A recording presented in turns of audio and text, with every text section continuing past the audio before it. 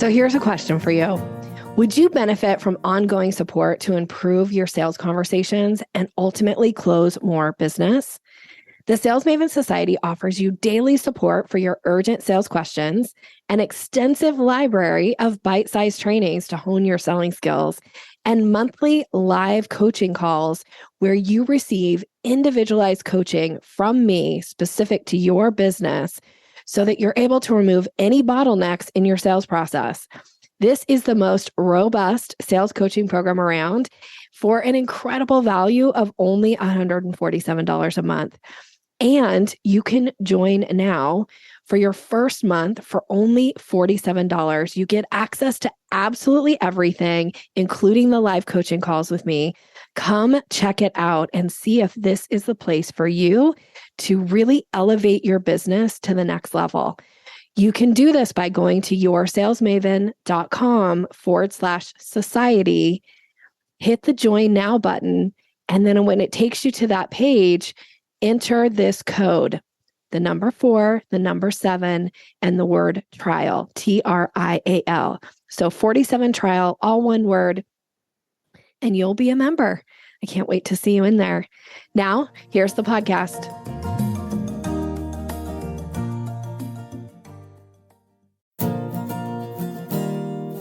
Do sales conversations make you feel awkward or pushy? It's time to ditch the outdated salesy strategies. Your guide, Nikki Roush, will show you how to combine kindness with selling skills to meet your prospects where they are, and in the process, how to up-level your influence and income. Learn how to earn business easily and effortlessly. Here's Nikki. Welcome to the Sales Maven Show. I'm your host, Nikki Roush. Today's episode is a unique episode. We haven't done something like this before, so thank you for joining. And I'm very excited to share that we're going to be discussing the Benjamin Franklin effect today and how you can apply this to your sales conversations and your sales relationships, frankly. And so I'm bringing on one of our Sales Maven Society members to share about this. And so I want to welcome to the show, Jonathan Baillie Strong. Jonathan, welcome to the show, friend. Thank you very much, Nikki. Happy to be here. I'm so happy to have you here. Now, you're a relatively new member of the Sales Maven Society, and we're delighted to have you. And you've already made a big impact, specifically with me, by sharing about the Benjamin Franklin effect. But before we go into that, tell everybody a little bit about you and your business. Absolutely. So first of all, thanks so much for the opportunity. I'm really glad to be part of this community that you've brought together. I've really enjoyed my time so far. So a bit about my background, myself. So I am based in New York, originally from Scotland. And my day-to-day is I run a podcast agency called Spotlight Podcasting. So we basically work with brands, everything from sort of elite entrepreneurs to venture-backed tech companies, all the way through to, big nonprofits and so on. And we basically help them around everything to do with what goes into launching a podcast, but specifically an audio podcast. We really focus on the audio side of things. We don't really do much in terms of video, because we find that audio podcasting is great for, long-term, longer form content consumption. So it's great for really going really deep into topics. And yeah, we see it as basically the medium where you can really have, listeners listen to hours of your content, which you don't really get too much on other platforms where people have shorter attention spans. So when it comes to, how we help people, we do everything from helping them with their show positioning, their premise development. So taking a very initial idea through to a fully fledged concept that really aligns with their organization's goals. And then all the way through to helping them figure out their content plan, go through the guest research. We help them with setting up systems around guest onboarding, guest outreach, guest follow-up, if it's an interview show. And then obviously all the technical stuff. So all the audio editing, the production, turning that content, making sure they've got the right sort of graphics if they want to promote that on social media or elsewhere. And then all the way through to hosting and distribution, all the things. And so, yeah, basically I kind of got into this sort of space all the way back in 2013, which some people say that makes me one of the grandfathers or one of the old original. I was going to say, kind of a veteran. Yeah, I know. But once you're in the industry, actually, then you start sort of meeting people who've been at it for even, years more than you have, or, a decade or so. Yeah. So I suppose maybe I'm like sort of, the second generation or something like that of people who got into podcasting. But yeah, I've sort of worked with, some interesting names. Probably Tim Ferriss is probably the biggest name or show that I've been involved in. So, as part of the team that basically launched that show. Wow. Yeah. So yeah, kind of been in the space for some time. Worked with 2 other agencies before starting my own. Yeah. Well, so happy to have you in the group. And so I have a couple questions, because I will say, when I decided to launch my podcast in 2020, the first thing I did is I went and hired a company to help me do all the things that you're talking about. Yeah. And I will say that we launched, I think, from initial concept, like when I started working with them to the launch, it was like a 2-month time frame. And I feel like people who don't go and work with a company, they say they're going to launch a podcast, and a year later, they're like, yeah, I'm still thinking about launching a podcast. So I'm such an advocate for that. But will you speak a little bit to that? Like, the advantage to bringing in somebody like you, and specifically Spotlight Podcasting, to help somebody really kind of get this whole thing going, because there's a lot that goes into a podcast. Yeah, it's a lot more than a lot of people imagine initially, and it's very easy to fall into just what you described, a bit of analysis paralysis. Yes. It's very easy, and I think it's a little easy to kind of lose sight of what the real northern star is with your podcast as well. So I think just having outside perspective. When I first started in the industry, there weren't too many. There are only a couple of options to really choose from to bring in sort of like an actual team to help you set the whole thing up. But nowadays there's a multitude of different options out there. I think, what I see really works for people is, just really, picking an option that really, basically finding sort of like the company that aligns with your values or what you're trying to achieve. I know, for example, there are some agencies that, that I'm aware of that specifically focus on helping, say, for example, there's one called Legal Pods, and that's specifically for people who run law firms, which I think is just brilliant. Yes. Nowadays it can be so niche like that. And if you were a lawyer, lawyer firm, that they'd be the first people that I would suggest going to check out. Absolutely. You should take a look at our work and what we're doing. I would say, we're very much focused on providing a very much full service. So I think sometimes people look at different providers and they go, oh, okay, these people provide podcast editing, but there's a lot more than just that. If that's all you require, and that is probably the most time consuming thing, and that is the thing that you should probably outsource as much as you can. Agree. And just so that you can really focus on, because I think as business owners, we do have to be quite protective of where our time and energy and focus goes. But you had mentioned too that, you're working with like nonprofits, and you're working with some of these bigger companies as a way. So can you speak a little bit to that? Because I think that might not be the first thing that people think about, but yet it's such a great way to get the message out. So for a nonprofit or for a bigger company that wants this, like, what are they seeing as far as the advantages of having a podcast? Yeah. So I think there are lots of different ways that brands can benefit from podcasts. And a really good question to think about, initially is what you're really optimizing for. I think there are certain aspects of podcasting that maybe people don't actually really think of first that it can be really good for. One that's talked about, but maybe still people aren't really as aware as maybe they should be, is the fact that podcasting can be a really great vehicle for growing your network. I work with some shows that have millions of listeners, but actually when you sit down and talk to the hosts, when they say what's the best thing about it, they don't really talk about the millions of listeners and the sponsorships they've been able to secure, but they talk about the people they've been able to initiate and build relationships with. And so I think sometimes if you just look at that as as a sort of lens, and you think about, well, who do I need to be on the phone with, or who do I really want to like build and nurture relationships with that's going to move my business or my organization's goals and objectives forward? Who do I need to be on, in conversations with on a weekly basis for things to really take off? So that's one particular way.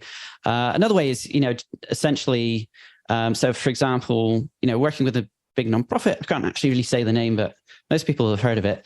But basically, the CEO, he was, part of me is sort of wondering, like, why is the CEO, spending so much time on this show? But he was saying it just aligns so well with his mission, his objectives, and part of his daily, role is essentially getting the word out and communicating not just to, the thousands of people that are involved in the organization, but also just internally, getting that message out amongst his team and so forth.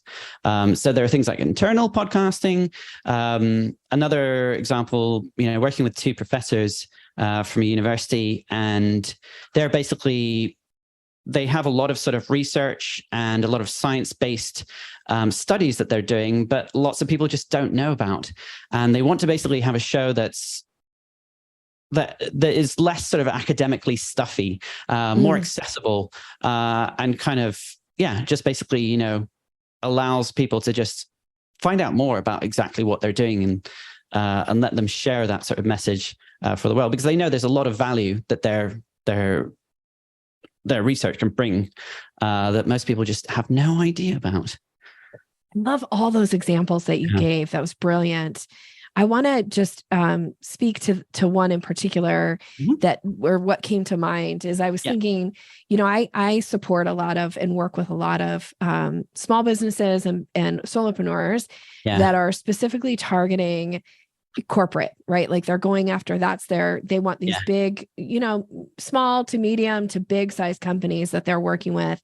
And one of the things that I have talked with a few of them about, and this brought it to front of mind hearing you talk about it, is it is a really great way to open a door that you might have a really hard time opening otherwise. Because if you reach out with this idea of, would you consider being a guest on the podcast to discuss XYZ topic, it allows for you to start building relationship that it's can be very difficult to open those doors sometimes because people's time is so limited. They're getting bombarded with all different types of people wanting to sell to them.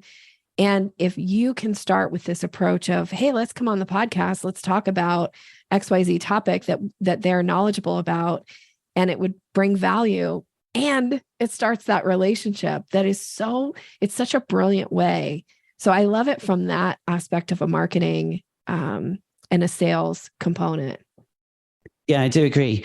I would say, though, that it's coming to the point where, a lot of people are doing that. So I think you have to just be sort of like mindful of like, okay, you can do something like that, but how can we just like position the show, or really just how can we just really hone in on what is the real value for the person coming on the show? And how can we make it really stand out from all the other interviews they've done in the past? How can we kind of really create an experience that provides, benefits during the interview? How is this relationship going to be fruitful, not just from your own side, but from their side?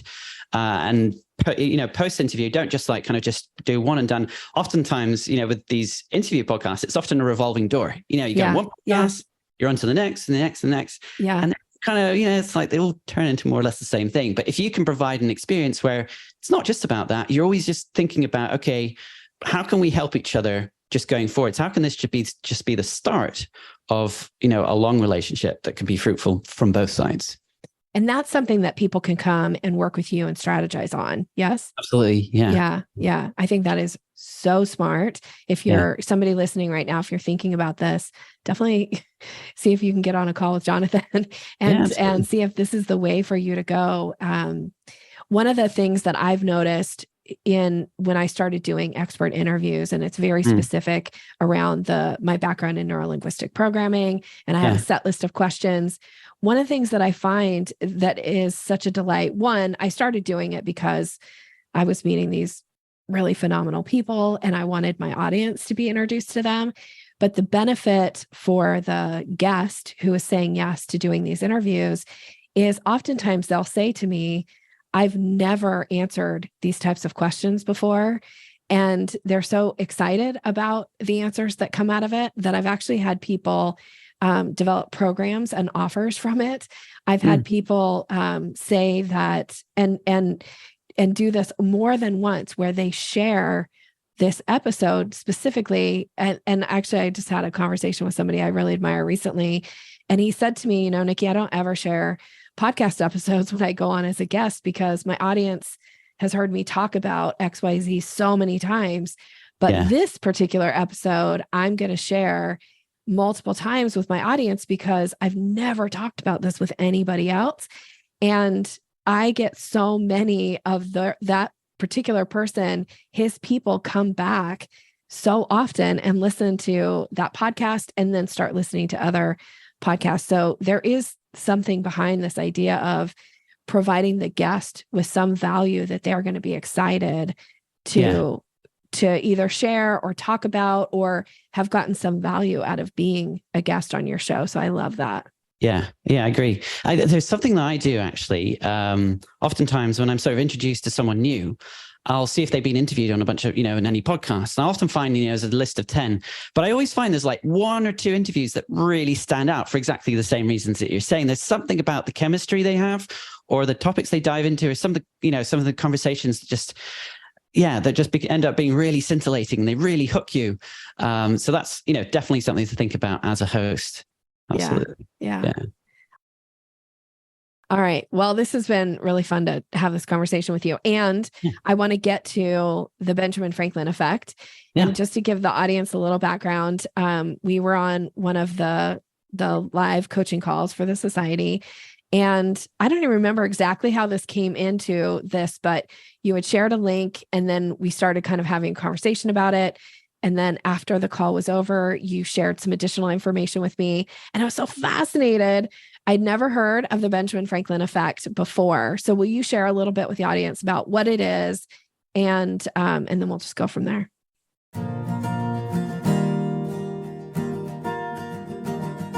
The Sales Maven podcast is just about to hit its 200th episode. Can you believe it? I certainly can't. And to make this episode extra special, here is an opportunity for you to ask me a question live. This can be a sales-related question or just something you've always wanted to ask me. You can apply to be a part of the 200th episode by going to yoursalesmaven.com/ask Nikki. And I look forward to hearing your questions and I look forward to talking to you.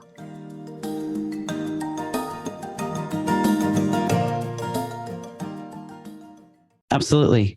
And just to set up some of that context, I think I do remember how it came up. So it was basically, we were talking about just sort of like different ways, just different lead generation strategies or just basically ways of like filling the pipeline.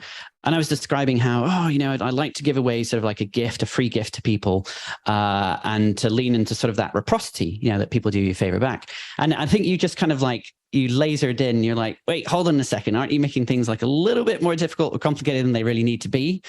I think you were kind of absolutely right. And you said that, it's very easy to fall into this trap of just like giving. And this, when you describe that, that's when this sort of whole concept of the Benjamin Franklin effect sort of, came from the recesses of my memory. And basically what it is, so obviously we know Benjamin Franklin as being, one of the previous presidents in the United States. Really interesting, fascinating figures, has an autobiography that he wrote himself. And he's had like a massive, I think it's the same author who did the Steve Jobs biography. He's done one on Benjamin Franklin, and he lived many lives. But one of the things about Benjamin Franklin, he was very acute observer of human nature. So similar to like maybe your background in NLP, he was like, I don't know if NLP really existed in those days, but he was, he was definitely really sort of very, very observant of the way people behaved and so forth. And so he was also someone who was non-confrontational. And so there was one of these instances where he was sort of rising up in politics, and he sort of came from nowhere. But this rise, this meteoric rise, people are sort of envious and are like, oh, got to take him down a peg or two. And so one of his sort of people who started to becoming one of his enemies, basically stood up and just basically ripped him to shreds and said, Benjamin Franklin's no good. We should just, we should get rid of him, and he's terrible. And so the natural reaction for most people, I think, would be, well, we're going to fight back, aren't we? He took a little bit of a different approach. And so one of the things about Benjamin Franklin was he ran a newspaper, one of the many things that he did. So he's sort of well known as, he had this reputation as being someone really into, writing and reading and so forth. And he knew that this adversary of his had quite a big library. And so he actually, he reached out to, this adversary of his and said, would you be able to, I noticed you have this big library. I would be really grateful if you could pick out a book that you think I should really read. Sent him this nice note, and the person was, sort of responded, was really kind of taken aback, but sort of felt this, urge to like, yeah, okay, I'm going to show him, what a great curator of books I am. And so he picked out a book, sent it to Benjamin Franklin. Benjamin Franklin was like, thank you very much. Took it away, returned it within a week, and sent a really sort of like thoughtful thank you note. And he says he describes this in his autobiography. He says that ever since that point, all of a sudden, the chap came up to him and spoke to him very civilly for the first time in his entire life. And from then on, they were just inseparable, and they became great friends. So yeah, it's actually something you can even look up on Wikipedia. So if you go on Wikipedia, search for the Benjamin Franklin effect, you'll find it. And it's something that people talk about in relation to sales. When you're having conversations, instead of it just being like a sort of an imbalanced conversation where you're the service provider and you're just giving everything, it's the idea of to actually have the other party sort of do a little bit of the work themselves, and kind of it's also, so the way people explain it, and people explain it in different ways. I think the most widely, kind of plausible explanation that people give is it creates this cognitive dissonance. So, basically when people do you a favor, they feel inclined to feel like, okay, well, I must like this person if I'm doing a favor, and so they act accordingly. It's also actually, so I will admit, I have done a little bit of research since you brought this up. But interesting, it was also referenced in Dale Carnegie's book about how to win friends and influence people. I love that book. Yeah. And he talks about it in relation to reciprocity. But I think he picks up on quite an important point, that it was sort of also playing to the person's ego. It was kind of flattering them in a sense. Yeah. And so, yeah, so that's sort of an interesting way to deal with maybe your adversaries, or just when you're in these sorts of conversations, and instead of it just being like okay, I'm going to give you everything sort of relationship, you can kind of have it more equitable in a sense. Yeah. I remember reading, because I did a little bit of deeper dive too, thanks to you, because you really kind of sent me down this like, oh, I want to know more about this. One of the things about this idea, and this is just my take on it, my perspective, so take it with a grain of salt, read about it yourself. And Jonathan's take about it is brilliant. But I like the idea of allowing other people to shine. And so by asking somebody to, in this particular case, to loan you a book that they think would be a good read for you, it allows for them to really shine. And I think so often especially in sales conversations, that the salesperson or the person who's there to earn the business oftentimes feels like, I got to prove myself. I have to be the one to talk. I have to be the one to be on, and I have to be the one to impress. And I don't agree with that approach. Actually, I think you are better off having real conversation. And when you allow other people to shine in a conversation, and you can admire something about them or recognize some piece of them that is an expert, it is very satisfying to the ego for the other person. And it also shows that you're not putting yourself above this other person either. And then one of the things that I got out of a little bit more reading around it too was that it's important that the ask is a really easy ask of the other person. So it can't be like, hey, would you do me this favor that involves the other person having to do a ton of work in order to deliver on the favor or the request that you've made of them. So it needs to be simple. It needs to be easy and really allows them to shine. And then it's so important that you go back and acknowledge what you got out of their contribution, the effort that they made, that you really acknowledge. And I always call that pouring love on people. I like to pour as much love as possible that's authentic and real. And then it does build that relationship. Like you said, the person's like, well, I did this person a favor, so we must be friends or we must like each other in some way. And so it makes you, I think, more likable to be the person who's willing to receive. And this is kind of back to the conversation that you and I were having on the call, that it's okay to receive. And it's hard for us givers to often receive, but yet when you're willing to receive, you're giving the other person the gift of what it means to give. And so anyway, that's just kind of my take on it. Yeah. It's a really good point. It's easier said than done though sometimes. I know. It is, but it's something, I really want to get better, better at, more kind of just self-aware about it, really, I guess. Yeah.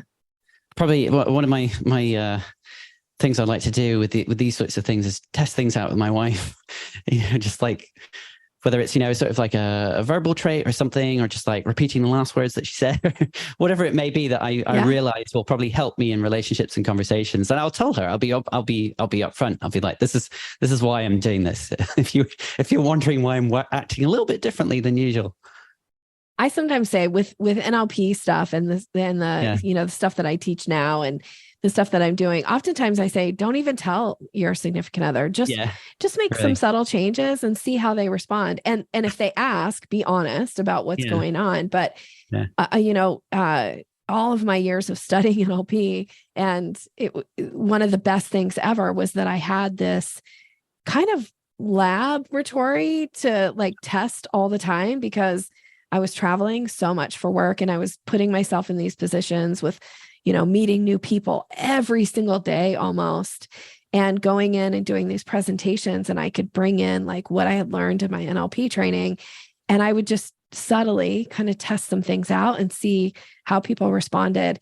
But also with my significant other and with my important relationships in my life, I could still bring in these techniques. And as you practice them, you start to see how people respond, and you start to notice like, oh, this really lands. And the person's, excited or more engaged or is feeling, more rapport with me, or gosh, I think I missed the mark here and I need to do something different next time. So I love that you're testing some of this stuff out and playing, and your significant other is always the good one to test on, because they already love you and are willing to give you grace when you maybe make a mistake. Yeah. You do need a little bit of a safe space sometimes to try these things out, don't you? Yeah, for sure. Yeah. Well, thank you so much for coming on and having this conversation with me about the Benjamin Franklin effect. And I would love to encourage people to do a little bit of research on your own about it, and think about who right now in your realm, somebody that you would like to build some rapport and relationship with. What is something that you could ask a favor of them? What is something that you could ask them to give you a recommendation or something that would allow for the Benjamin Franklin effect to come in, and see what the results are? Be curious, test, make sure that you recognize the effort of the other person, but see what happens as a result. And I'm really grateful for you, Jonathan, for making me aware of this. I love a story. I love a technique. And you just pinged it both for me. I was so delighted. So thank you. Yeah. Well, thanks for having me on. Really enjoyed it. Before we bring the show to a close, I always like to end with 2 questions. So you're a relatively new member to the Sales Maven Society. I think you're coming up on just even your first month in the group. Yeah. You've been such a great contributor already. Can I ask you, what has been one benefit you've received from being in the society so far? So I think, I've been thinking about joining for quite some time, and I think what held me back was like, well, I know I should be focusing on business development and sales, but I've got all these other things going on operationally. But you sort of had this promo on at the moment. And I just thought, you know what, I'm just going to bite the bullet, and I'm going to see, get my money's worth. It's kind of a no-brainer offer, really. And since I joined and jumped on that first call, I'm like, oh my Lord, why didn't I do this earlier? because I just found that, you were very welcoming, and you just said to me, I know this is, first call and it's early days, but if you do have something, and I kind of basically said just that, I've got lots of things on, I'm finding it difficult to carve out the time or to just find the mental energy to focus on sales and so forth. And I think your advice was just spot on. You said to me, just take small steps, block out 15 minutes a day, but make it a habit. Don't do the thing that some people do where they just go, okay, we're going to do one day and we're just going to do biz dev that day and nothing else. No, instead just build up this habit, and over time your efforts will compound. I thought that was great. And there was another question I had, a sort of a follow-up at the very end of our first call, I remember. And I think you just have this sort of ability to really laser in and just see past all the fluff and everything, which sounds impressive to some people, when I say, oh, I've got these great strategies, and like, no, just keep it simple. And I think it must come from, probably speaking to like hundreds or thousands of people with those sort of challenges or just those sort of personalities. And I'm very impressed so far. Thank you. Yeah. So yeah, well, thank you for your kind words. I'm glad that that's already making an impact for you. And, nothing delights me more than somebody coming with a question that I can offer them something that's going to make an impact in their business. So again, we're delighted to have you here. Now, for somebody listening who is thinking, I need some help with a podcast, or I know somebody who would benefit, a brand that would benefit from a podcast, what is the best way for people to get in touch with you? So the best way is to simply go to my agency's website, which is spotlightpodcasting.com. You can book a discovery call. I'm happy to, jump on a call. And even if, it's not necessarily the perfect fit, I'm always willing to just help point people in the right direction as well. So yeah, that's the best place, spotlightpodcasting.com. Awesome. Thank you for being here. Appreciate you very much. Thank you to you, the listener, for being here and showing up and, listening to the podcast, sharing the podcast. I appreciate every single one of you that shows up and listens and also gives feedback and shares about it with other people. Thank you so much for doing that. And if I can serve you in any way, please reach out. The contact information is there in the show notes, and wishing you continued success in all that you do. Thanks for listening to Sales Maven. Visit us online at yoursalesmaven.com/maven for more resources to boost your confidence and skills.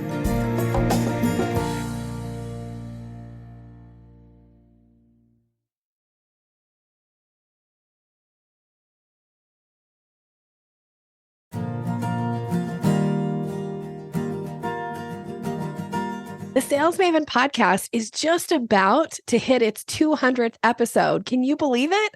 I certainly can't. And to make this episode extra special, here is an opportunity for you to ask me a question live. This can be a sales-related question or just something you've always wanted to ask me. You can apply to be a part of the 200th episode by going to yoursalesmaven.com/ask Nikki. And I look forward to hearing your questions, and I look forward to talking to you.